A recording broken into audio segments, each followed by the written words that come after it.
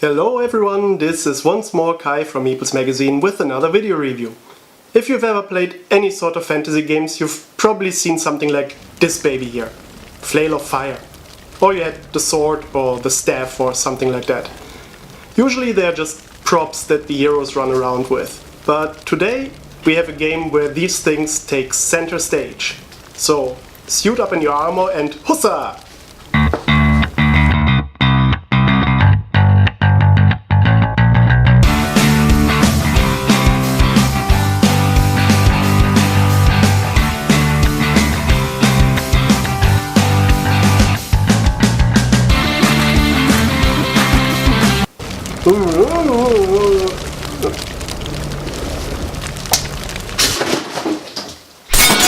That's better. So, today we want to talk about Enchanters, a recently fulfilled Kickstarter by Gindi.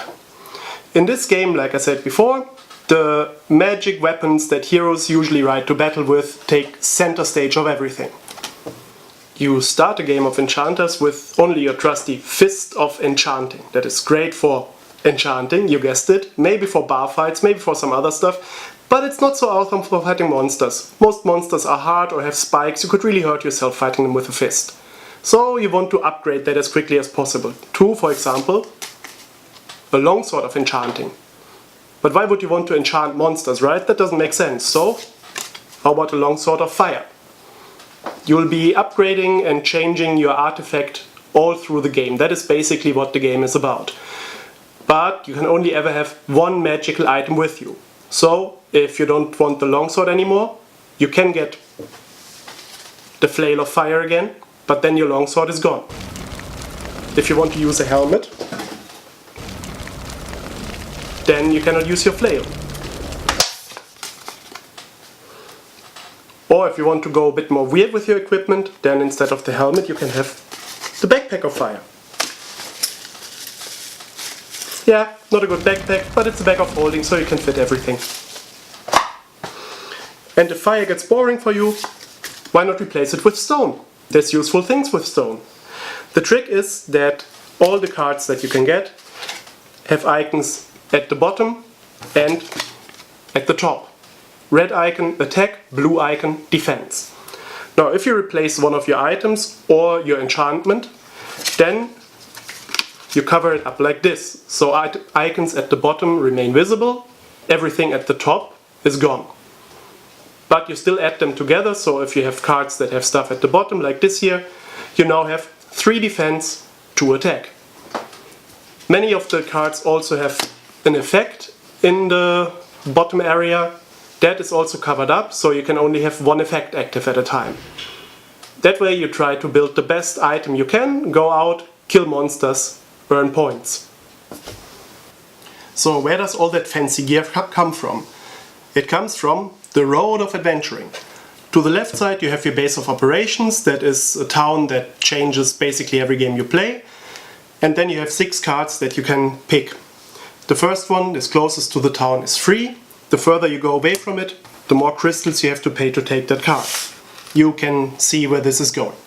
Anytime you take one of these cards, you change your weapon, then the road is refilled to 6 cards again and the next player goes. Of course, you're not just assembling this magic artifact to show off with it. That's a nice side effect, but what you're really doing with this for is to kill monsters. They come up on the road just like new pieces for your artifact will, and you pick them just like you would those by paying if it's not the closest card to the village, and then you have to fight the monster. That is not like new pieces for your weapon, by the way. The monsters in this game are a bit like Han Solo in that they always shoot first, and that means if the monster has more attack than you have armor, you take wounds. Wounds in this game are not as big a deal as it sounds because you cannot die from them, but they are still a pretty big deal because every wound is a negative victory point for you when the game ends, so you would want to avoid them. Really important though is that you have more attack than the monster has life points, because you have to kill it in one hit or you cannot attack the card in the first place. When you get the monster, you make a 3rd stack in front of you like you had with the weapon and the enchantment. Now you have the monster stack. Most monsters only have the victory points at the bottom, but there are monsters that have other effects that can either be good for you. For example, there's the dragon turtle that gives you additional armor, or they can be really bad for you and destroy your armor or your weapon while that is visible. Fighting monsters is also where the special abilities on the cards come into play. For example, this here of fire lets you pay 2 crystals to increase your attack by the amount of defense that you have. So if you have very strong shields and they are of fire, then suddenly you do a lot of damage with them. Makes sense, just imagine the monster trying to hug you to death while you're wearing armor of fire. That will be some tasty gnoll ribs for dinner then. Most of these abilities that have the arrow mean you can do this once per round, so you cannot just keep paying and get more attack for them. But some, like the special ability on most towns, have this word multi-action, and that means you can just keep paying. So as long as you're rich enough, you can walk up to a dragon and just buy it to death. Not all card abilities are directly used in combat. For example, if you have a cloak, that gives you 4 crystals every time you change your enchantment. So that rewards you for building a big stack of enchantments while the cloak remains on top. Some other cards are a bit more PvP, you can really annoy the other players with them. For example, the bandit gives you some crystals but takes them from the other players. If you're tired of adventuring for a bit, then you also have the other option of not going out on the road and rest instead.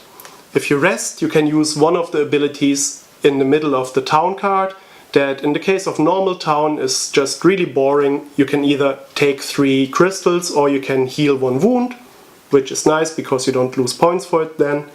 But depending on the town, these abilities can get much more interesting. The left side, your right side I guess, of the town card shows a special condition that awards victory points at the end of the game.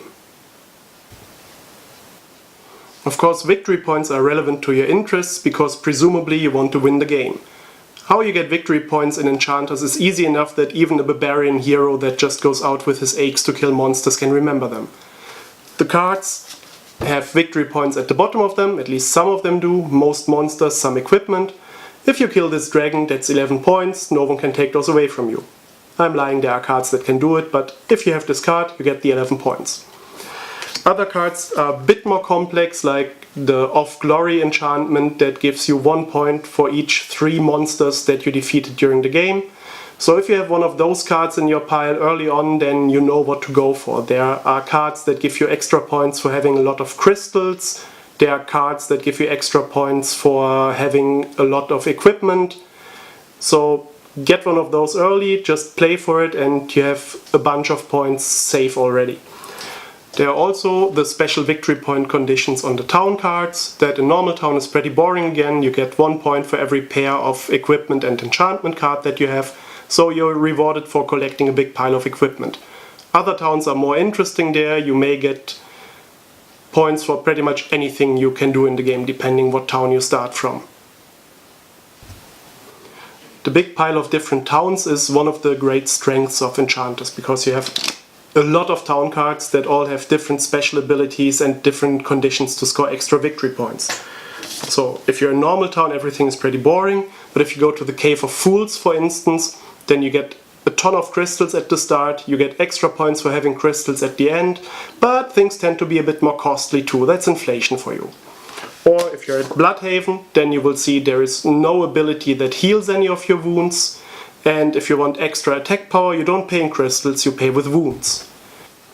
There's one small downside with the game's components when you're playing in Bloodhaven and don't have any healing cards on the road, because you will run out of wound tokens and then you'll take a paper and make a list of wounds that every player has, and then you'll run out of space on the paper and take a bigger paper and make a new list, and it all gets a bit annoying. So do me a favor, if you play in Bloodhaven, then use cards that have healing.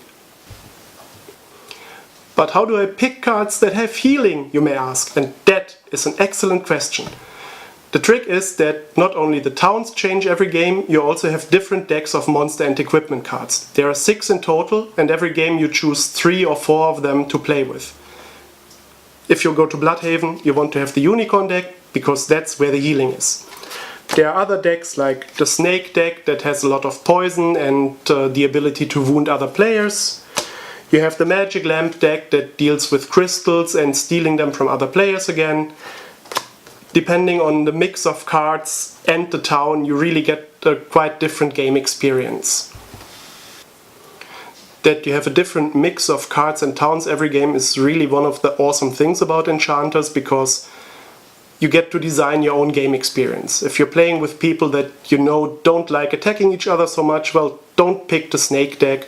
If you're playing with people that really like to rub it in and mess with the other people, then yeah, use that, use the Magic Lamp deck to steal money from them and go to town. Since every player chooses one deck and then they are shuffled together, you end up with a mix that has at least something that should please everyone. In total, Enchanters is a very fun experience to play. It does go on a bit longer than you expect when you explain it, because you go through the whole stack of cards before it's over, but it does not go longer than you want it to. It's really fun until the very end. It is also very quick to explain. You have very little downtime unless you have someone there that really thinks too much about the weapon upgrade to take it or not. The game looks good. It's a really good package overall. I can only recommend it. So, this was yet another video review by Meeples Magazine. I hope you enjoyed watching it as much as we enjoy making it. We're really getting the hang of it now and having a lot of fun with that stuff. If you enjoyed it as well, leave a comment down there. And if you want to see more of our reviews, then subscribe to our channel, follow our Facebook page where you also see the gaming news and text reviews. And I hope to see you next time.